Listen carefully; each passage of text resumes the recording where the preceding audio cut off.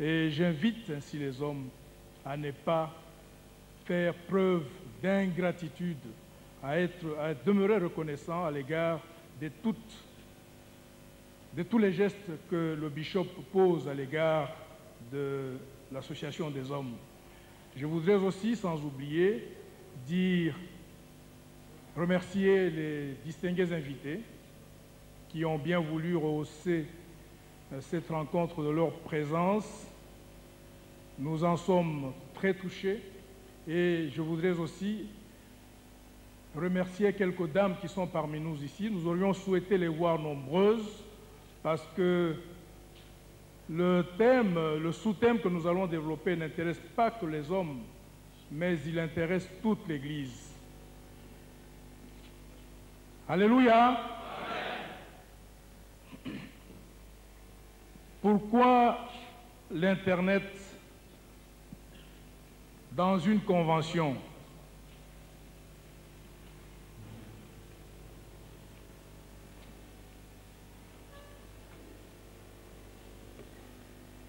Nous avons intitulé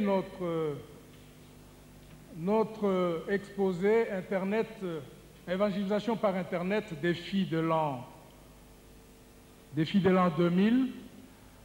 Il aurait été plus exact de l'intituler défi des années à venir, parce que l'Internet ne va pas seulement s'arrêter à l'an 2000 ou à l'an 2001, mais l'Internet est un instrument puissant avec lequel nous sommes partis maintenant pour pouvoir atteindre des points que jusqu'ici aucun moyen de communication ne pouvait atteindre.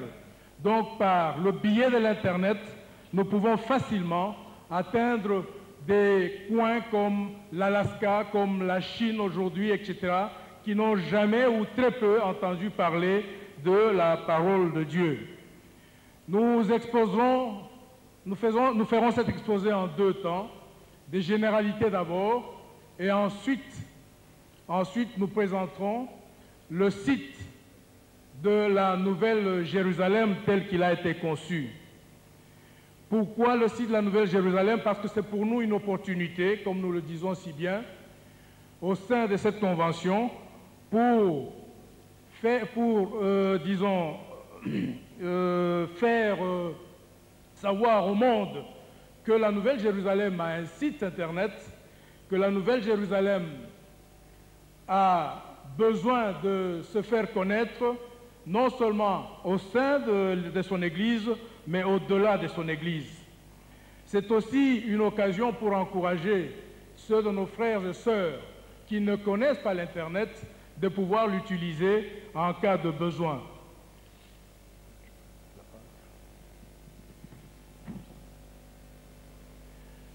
Nous commencerons par donner une brève historique du réseau qui se divise en 3 temps.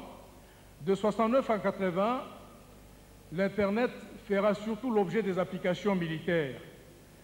Et la deuxième période, c'est de 80 jusqu'en 93, elle se réfère beaucoup plus à des besoins de recherche et aussi elle sera beaucoup plus exploitée dans le monde universitaire. Alors, après 93, jusqu'à nos jours, on verra l'Internet prendre un grand élan, faire une révolution pratiquement dans le monde des communications et s'adresser au grand public et être utilisé par le grand public. C'est ce qu'on appelle la période de mondialisation.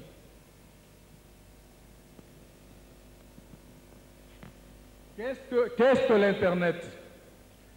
On dit que l'Internet, c'est le réseau des réseaux.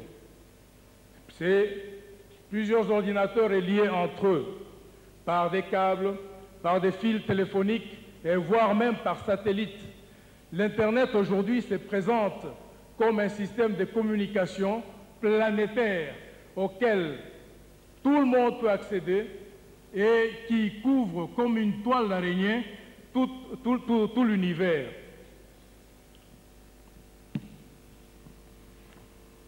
Que trouve-t-on sur l'Internet? C'est un panier à salade, comme qui dirait. On trouve du tout. Il y a des informations à caractère scientifique. il y a des informations à caractère économique, à caractère culturel, il y a des insanités sur l'Internet et il y a aussi diverses croyances religieuses. On trouve des sites qui développent l'islam, des sites qui développent le bouddhisme, des sites qui développent le christianisme, mais nous avons constaté que la présence de l'Évangile, depuis que l'Internet a démarré, n'a connu qu'une percée très timide, alors que les enjeux sont très importants à l'heure qu'il est. Qu'est-ce qu'on constate? Actuellement, on a dénombré à peu près 90 000 nouveaux surfeurs, nouvelles personnes, nouvelles connexions, chaque jour, des gens qui se connectent à l'Internet. En Chine, comme nous le disions plus haut, il y a actuellement, disons il y a deux ans de cela, on dénombrait 200 000 utilisateurs. Et la croissance est très rapide, semble-t-il, en Chine. En 1994, nous avions 2 500 000 ordinateurs connectés entre eux. Aujourd'hui, on parle d'à peu près 100 millions de personnes qui sont connectées. Ceci pour vous dire que les enjeux sont très importants et que l'Évangile devait pouvoir être beaucoup plus, disons, les chrétiens devraient pouvoir être plus agressifs sur ce réseau. Quels sont les avantages du web? Le web, c'est un autre mot pour dire Internet. N'entrons pas dans les détails. On constate que sur ce réseau, il y a beaucoup de disponibilité d'informations. Un deuxième avantage, c'est que ces informations sont très accessibles par n'importe qui posséderait un ordinateur. Un troisième avantage, c'est que l'Internet n'appartient à personne. Il n'y a personne aujourd'hui qui peut dire qu'il est propriétaire de l'Internet et pouvoir établir des règles administratives là-dessus. Donc, pas de censure. Tout est permis sur l'Internet. Tout est permis. Vous me direz, ce n'est pas un avantage. Si, un avantage pour nous les chrétiens, parce qu'il nous est donné la voie libre pour pouvoir prêcher l'Évangile, pour pouvoir annoncer la parole de Christ. L'Internet n'a pas de frontières, comme nous le disons. C'est un système de communication qui est planétaire. Nous parlions de 100 millions de personnes qui aujourd'hui sont connectées à l'Internet. Nous disions dans la page précédente qu'il y avait 90 000 personnes qui se connectent chaque jour à l'Internet. Imaginez un peu ce que sera l'Internet, ce que seront ces réseaux, ce que seront les informations d'ici 5 ans, 10 ans. Un des grands avantages de l'Internet, c'est qu'on constate que les grands surfeurs sont des jeunes. C'était la page antérieure, en fait. Les grands surfeurs sont des jeunes. Les jeunes, effectivement, c'est une catégorie d'âge qui est très menacée, qui est très exposée. Si nous pouvons utiliser le web pour annoncer l'Évangile, nous sommes presque sûrs que l'Évangile touchera le plus de jeunes possible pour les épargner de toute déviation. L'Internet est un défi pour les chrétiens. Qu'est-ce que l'Internet, en quoi est-ce qu'il nous interpelle aujourd'hui? Quand on regarde les enjeux que nous avons décrits plus haut, nous avons le devoir aujourd'hui d'intensifier la présence des sites chrétiens sur ce réseau. Nous avons le devoir de combattre la pollution, car ce réseau aujourd'hui est très affecté par ce qu'on appelle des insanités, des informations qui sont toutes contre la morale, des informations que nous tous nous bannissons. C'est ce que nous appelons la pollution. La seule façon de combattre cette pollution, ou tout au moins de la diminuer, de la rendre insignifiante, c'est de multiplier des sites sur ce réseau. Comment relever ce défi? Je disais multiplication de sites, donc, et ceci peut se faire par les billets des églises, les billets des ministères. C'est la raison pour laquelle nous, Nouvelle-Jérusalem, nous nous sommes inscrits là-dedans.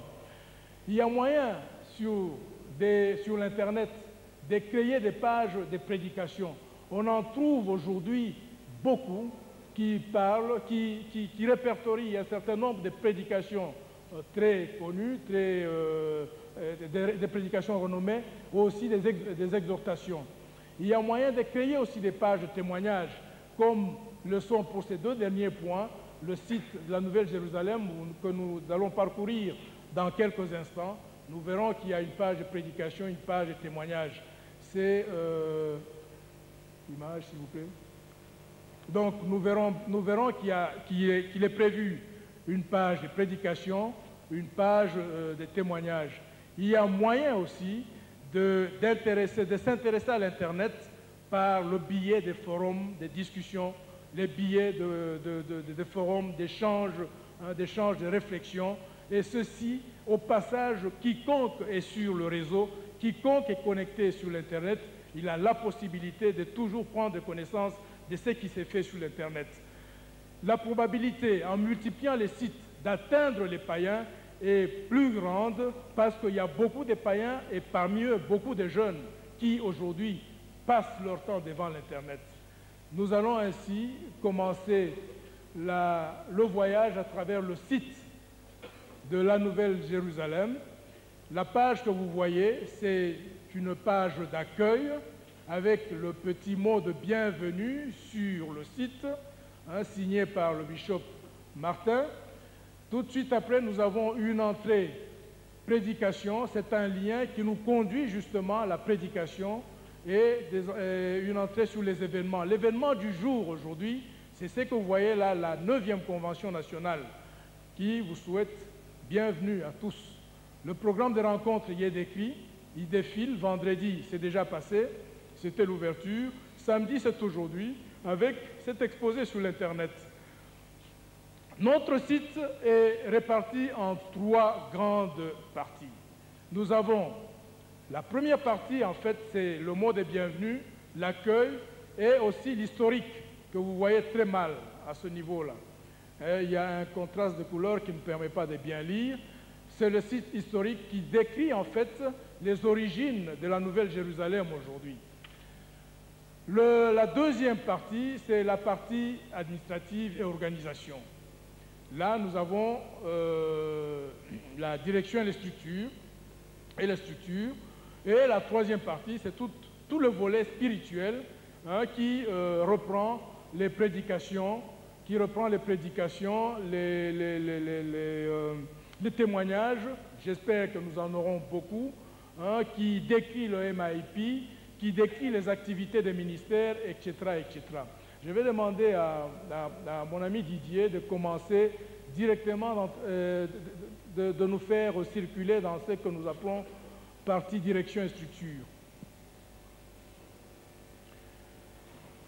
L'Internet Nouvelle-Jérusalem permet au public, au grand public, au monde extérieur, de se rendre compte de ce qui s'est fait à l'intérieur de l'Église. Il y a une très mauvaise réputation qui est répandue à l'extérieur, qui veut que la Nouvelle-Jérusalem soit aujourd'hui et des pratiques qui ne sont pas très appréciées, etc., etc. Je crois que par le biais de l'Internet, les gens auront l'occasion de se faire une idée exacte de ce qu'est l'Église, la Nouvelle-Jérusalem. Nous sommes ici sur les pages que nous baptisons comme étant des pages d'organisation. Vous voyez défiler des ministères. Tu veux bien descendre l'ascenseur, remonte l'ascenseur s'il te plaît. Encore une fois. Donc l'organigramme de l'Église se présente de la manière suivante. Le point 1, c'est le conseil paroissial, avec tous les ministères dont le conseil a la charge. Le niveau 2, c'est l'Assemblée générale, avec pour président le bishop Martin Moutiébélé. Le niveau 3 de l'organigramme, c'est le conseil d'administration, avec comme président le bishop Martin. En dessous du conseil d'administration, vous avez les différentes commissions. Nous n'allons pas entrer dans le détail de la façon dont les conseils d'administration fonctionnent, mais vous avez les différentes commissions qui composent le conseil d'administration. En fait, les différentes tâches au sein du conseil d'administration sont réparties dans différentes conditions avec à la tête un responsable. Tu reviens en arrière. Nous nous arrêtons au conseil paroissial, en dessous duquel nous retrouvons une liste des ministères. Nous espérons que nous avons été complets. S'il y a un ministère que nous avons oublié, il ne faut pas nous en tenir rigueur. Nous nous arrêtons un moment sur l'association des hommes que je vais devoir présenter parce que c'est la rencontre des hommes aujourd'hui.